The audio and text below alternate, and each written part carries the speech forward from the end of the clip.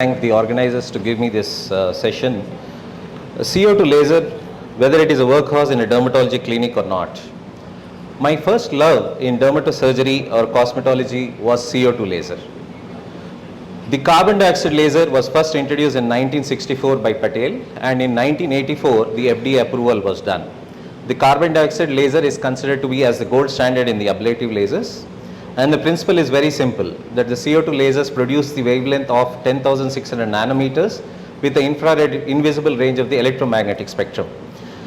A second built-in coaxial helium neon diode laser is a guide beam which is necessary to indicate where the site of laser beam is. The principle again, it is produced by the CO2 laser, it is strongly absorbed by the pure homogeneous water and by all the biological tissues which are high in water content.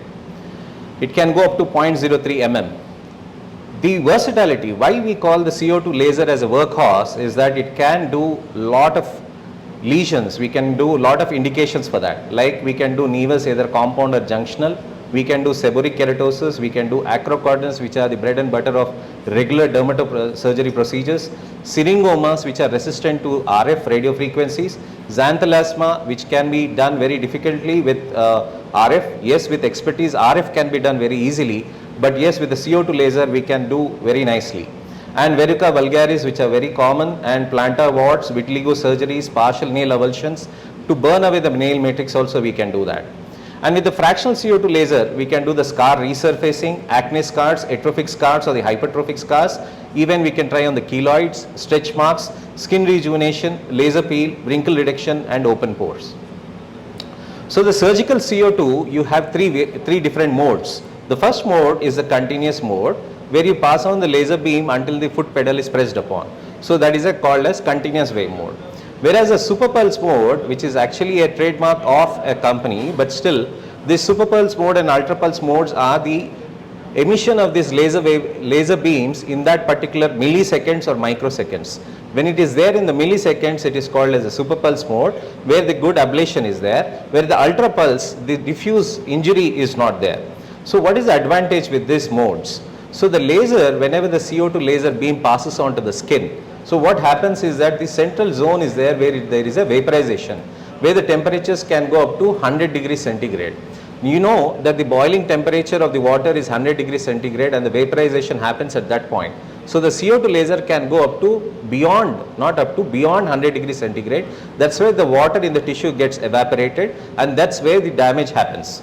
And then there is a surrounding zone where the necrosis and coagulation can happen, and then there is a protein denaturation which can happen at the temperature of 60 degrees centigrade, and the photobiomodulation happens at the degrees of less than 40 degrees centigrade. So there are particular zones which happen around the CO2 laser. So you can see the CO2 laser beam has caused the zone of vaporization, you can see some zone of necrosis histopathologically, and you can see that there is some zone of protein denaturation around the surrounding the sites, and then the untouched healthy tissue can also accelerate the fast healing of the skin. So these are the certain clinical examples. I believe a lot of people are doing the works on CO2 laser. So you can see that the moles are being removed by the CO2 laser. So you can see the before and after. The patient is very extremely happy. She always had that particular thing on the mole on the forehead, which was disturbing her all the time, because every photograph used to have this. This is a photograph from the article which was published by Dr. Krupa Shankar sir from Bangalore. He published this article. You can see that the verrucous epidermal nevus has been gone completely. So this is one of my favorite indications for CO2 laser. So we know that there are papilla scars on the nose. So these papilla scars are very refractory to any kind of treatment, oral treatment, topical treatment or even intralesional treatment. Over there are only two options. One is the radio frequency or the CO2 laser, which we can do. We have tried with RF, but we could not get positive results. So we started doing with CO2 laser, and you can see the CO2 laser beam just burns the tissue away, and then it vaporizes the tissue, and then of course you can see that there is very less downtime when you compare with radio frequency. With radio frequency you have to do more number of passes over there, but with this, with CO2 laser, the papilla scars can be done very easily. So this is a very common indication where we can do surgical CO2 laser, we can do more commonly.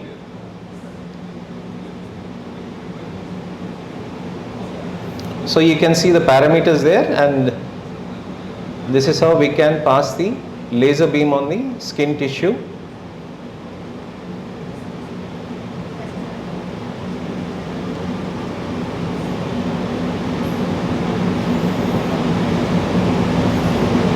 So a very simple pass can evaporate the tissue there, can go deep into the dermis as well. So I do it over 3 to 4 sessions. I just do an ablation until the papillary dermis, and then again in the repeated sessions, if at all required for more planing, we do that. So papillar scars, this is my favorite laser. We can do it on the nose as well as on the cheeks also, on the chin.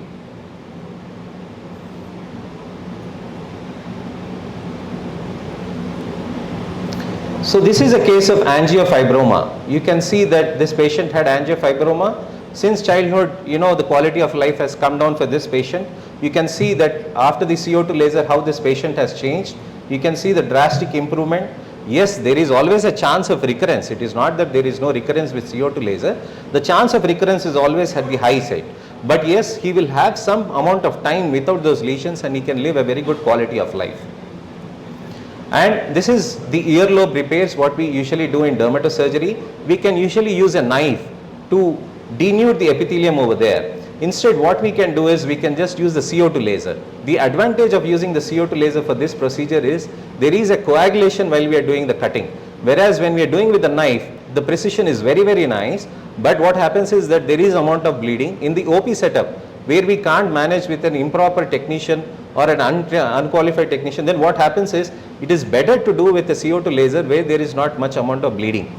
And we can do a bloodless surgery over there, and we can do the suturing, and you can see that after the suture also there is not much amount of oozing. Yes, with the scalpel you can control the bleeding, but yes, with the CO2 laser you don't have the trouble of going through the hemostasis.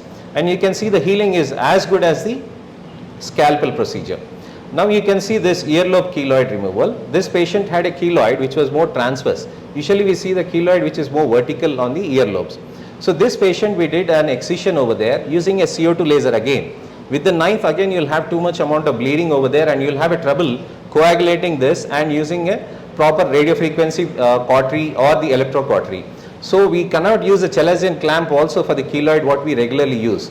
So in this case I did a CO2 laser. You can see that there was a transverse incision done, and then we placed a suture there, and we could burn even the hypertrophic scar tissue inside the intraoperative procedure.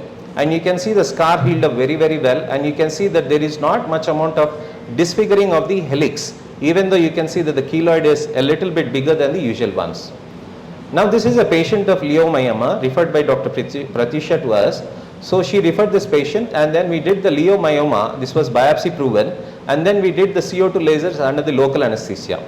Yes, of course on the face it is more painful for the local anesthesia to take effect. But yes, after doing the CO2 laser, the debulking of the lesions, you can see that the debulking of the lesions happen very well. You can combine radiofrequency or the cautery along with the CO2 laser in case of certain scenarios. So now this is a surgical CO2 for acne scars. We have always been hearing about fractional CO2 lasers. This is an older technique, but I am just trying to show you the benefits of using the CO2 laser.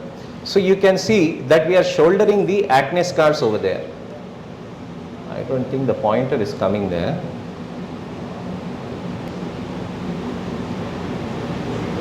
So you can see that. So since the acne scars are the boxcar scars over here with a very sharp, well defined edges, then what we do is we burn the scar there, and then we just denude the epithelium over there. So this is another scar. You can see that we will only touch the border with the CO2 laser, not the entire depth of it. And then of course we can combine the fractional CO2 along in the same session as well. So we are doing in the continuous mode, the pulse mode with an energy of around 3 watts. And we are increasing the pulse width.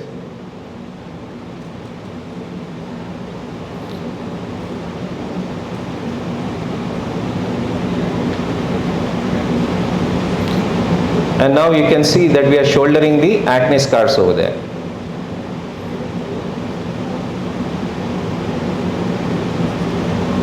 So you see there is some amount of visible improvement. So the depth of the laser is not so much appreciated when you're doing with the surgical CO2 laser. So it's a very easy procedure. You don't have to have any bleeding or anything of that sort. All you have to do is that there is an amount of coagulation happening along with the CO2 laser itself while it is burning the tissue there. And you can see that there was fractional CO2 done as well for the same patient.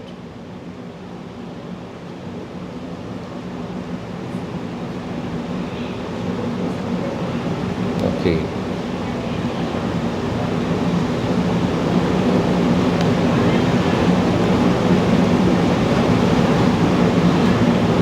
I got it now. Thank you. So you can see that there is a mole on the upper eyelid. You can see a small amount of mole over there, and you can see more DPNs over there. A lot of people get scared saying that CO2 laser cannot be done over the eyelids because it is dangerous for the eyes. Yes, for the conjunctiva it can be damaging, but yes, if you take extra caution, you can do it faster on the eyelids, and the benefit of the laser is that you can do it very faster. Especially it can save your OP time while the patients are waiting outside. You can just run through this. The benefit of the radio frequency is that they can be having a lateral damage also, so that the recurrence can be less. But with the CO2, the level of precision is good. Once we get the expertise of it, you can do the procedure very fast, and acrocordons you can finish off like around 5 seconds in one skin tag. We can do that. Whereas with the CO2 laser, whereas with the radio frequency, it might take a little bit longer. So this is a patient with vitiligo. So we do this vitiligo surgeries. So for that we dermabrate these areas. So for preparing the recipient area, we use the CO2 laser to ablate the epidermis and break down the barrier over there. And you can see that we are passing the CO2 laser beam. And then we do the dermabrasion. And then we place the grafts over here. So you can see that the hairy areas we shaved, and then we place the graft over there. And then you can see over here, we place the grafts. And then you can see the results like this. Yes, of course, the vitiligo surgery, it is not going to change the outcome of the repigmentation. But yes, it can be an easier tool for us when you're looking at doing a vitiligo surgery. So any kind of a surgery, CO2 laser can always be handy. Keloid excisions, even on the chest, even in the back or on the shoulders or on the earlobes, any place we can do that. I mean the smaller keloids. And in keloids we have to be cautious because keloids are always recurrent. After doing the keloid surgeries, I always insist for X-ray therapies that we will send it to the higher center with the hospital setup with the X-ray radiation, and the level of recurrence comes down and the chances of recurrence comes down. And for the vitiligo, following phototherapy, you can see the repigmentations. You can see the repigmentations happening over here. This is an extensive patient having vitiligo. And this is also one of the very common problems what we see often in our clinical practice. So this baby came with these stuck earrings. You can see at the back, the earrings were not visible. On the left side, it was all normal. So the other side, the earring was stuck inside, and the X-ray was clearly showing that the back was not, so the back of the earlobe, it was having that earring, and then we had to do a laser incision and then we took it out. Yes, scalpel can also be handy. When compared with the scalpel, the coagulation was very easier with CO2 laser. So that's why we could use the CO2 laser that way. Now this was all about surgical CO2. Now coming to fractional CO2 laser, the fractional photothermalysis is there, and you know that there is a treatment of partial skin. So in the ablative, what happens is that the entire beam of this carbon dioxide laser is focused on one particular area. So this non-ablative lasers, what we do is the fractional lasers, what we do is we disperse the energy in different formats and we distribute that particular laser beam with less energies over there. So what happens is that the zone of vaporization is very much restricted to the papillary dermis, not going deeper down, and then the wound healing happens in faster days, and the necrotic and debris gets covered, and in 1 month and 3 months you can start the neocollagenesis to happen. The start of the neocollagenesis can happen in 1 month, and the rechanging of the collagen from type 1 to type 3 can happen within 3 months. And there are, you can see that the acne scars get far better. So this is another patient who got excellent results following the fractional CO2 laser. So this is also another patient doing with the fractional CO2 laser. This is one patient where we did the subcision RF. This patient came with sunken cheeks and deep atrophic scars. You can see over here.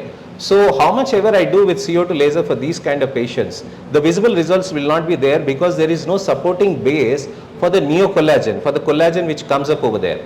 So what we did was, for this patient we did fat transfer, and after fat transfer we did the subcision RF, and then we did the fractional CO2 laser. So in our setup we usually combine the subcision RF and the fractional CO2.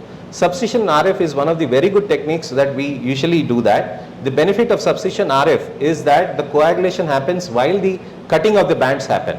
So that is why we combine both of them, and of course we got the results like this. So you can see the sunken cheeks got better, and then of course the acne scars also got better. Yes, this was of course after 2 sessions of fractional CO2. And this is another wound which got better. We can do with surgical, we can do with fractional CO2 laser also. They get far better. And this is how the fractional CO2 beams happen. There are multiple beams of fractional CO2 laser which can go into the tissue. This is a traumatic scar on the forehead. You can see that the traumatic scar on the forehead, we do the fractional CO2 only focused on the traumatic scar, and it gets better. And this is for the hypertrophic scar. You can see that the fractionated CO2 beams can actually pass through the keloids or the hypertrophic scars, and then the skin gets softened. It is not like in one session we get better. We can combine them with the intralesional steroids, or we can even combine with other procedures too. Now we are trying to do a study which we might publish in another coming 6 months. And we are working on the physician guy score and the patient satisfaction score as well. Now coming to the CO2 laser advantage, I always tell my juniors or my colleagues that CO2 laser is never a less laser. All of them invest more into hair removal lasers or the Q-switch lasers or the other technologies. My first investment was into CO2 laser. This CO2 laser is a very versatile machine, and you love to work with it, and it can run for a long time. Because the long laser life, even if you go for Q-switch laser, the maintenance is very high. Every 3 years you need to get a service done. Whereas with the hair removal, the shots are done and then you replace the handpiece. Whereas with the CO2 laser, it goes on and on. It's like a radio frequency machine. It just goes on and on. You don't have to replace your radio frequency machine very often. So this long laser life is because with the RF metal tube, and the consumables is very, very less, and less maintenance, and multiple applications. You can do lots of dermatosurgery procedures or a simple skin tags or radio frequency replacing procedures, and returns are very high. And I use this Magic Pulse CO2 laser, also have other companies also, but still I love to work with this Magic Pulse CO2 laser because it is a 50 watt power and the RF metal tube is there, and it has all the modes, the continuous wave, the super pulse and the ultra pulse modes. And fraction, we can alter the power and pulse duration, thereby we can manipulate the energies what we are giving onto those particular acne scars, and can concentrate on the deeper acne scars and also make the results better.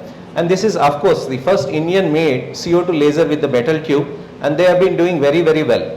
I have been working with Arjun for the past 10 years, and they are very good with their service, and they are very attentive in their calls, and whenever we have an issue, they do a replacement as early as possible as well. And the anesthesia, we do the EMLA that everyone does. Local anesthesia, usually when we combine with subcision RF. In one single session, I do the subcision RF as well as I combine the fractional CO2 as well. In my choice, my experience for acne scars, I would prefer no numbing cream or the no local anesthesia. Well, the combination treatments of fractional CO2 can happen. The PRP in resurfacing we can combine because it reduces the downtime. Narrowband UVB you can do with phototherapy in vitiligo. Intralesional steroids in keloids and hypertrophic scars. HIFU in skin rejuvenation we can combine. Yes, in particular areas. Q-switch NDR in rejuvenation and tattoo removal we can do that. We can combine in stria alba with PDL, and topical corticosteroid in resistant alopecia areata. And nail psoriasis we can use it with methotrexate either topically or intralesionally. And contraindications is that as usual pregnancy, unrealistic, active bacterial or uncooperative patients. Relative contraindication is an ongoing ultraviolet exposure, which is very important for the patient to understand that the rebound pigmentations can happen. Keloid formations, especially when you are doing with keloid scars, the chances of recurrence is always high. So following the keloid removal, it has to be done with X-ray therapy. Otherwise, we shouldn't touch the keloid at all. Complications, post-resurfacing hyperpigmentation, priming can help.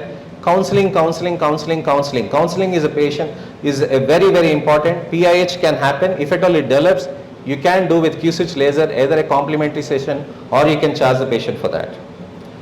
Is it a workhorse? Yes, the answer is yes. I have been working with CO2 laser from a long time and it's a versatile technology. It is very similar to IPL. It is financially rewarding. Patient satisfaction is a very rewarding point as well. And it is safe to use. If the expertise is very good, you can get the expertise as you go on. Easy to use. Patients or clients prefer to have a laser session rather than a radio frequency. Yes, the standalone, a very gold standard is a radio frequency. One of the best machines I work with. It's wonderful to work with the radio frequency. But yes, sometimes they prefer that. Less PIH happens because there is a lateral damage is very less with CO2 laser. Faster healing can happen, works well for syringomas and papular scars when you compare with radio frequency in my personal experience. Well, in fractional laser can combine, I usually combine with EBN-RF and subcision RF as well. Acanthosis nigricans I use in a textural mode where it smoothens out the rugae over there, and rejuvenation in Indian skin can be done with the rejuvenation or texture mode. I thank you for the patient hearing. I'm sorry I crossed the time limit. Thank you.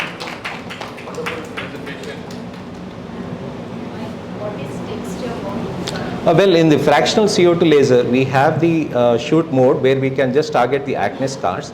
Textural mode is a continuous fractional beams where we can get it, where we do it at a lesser energy.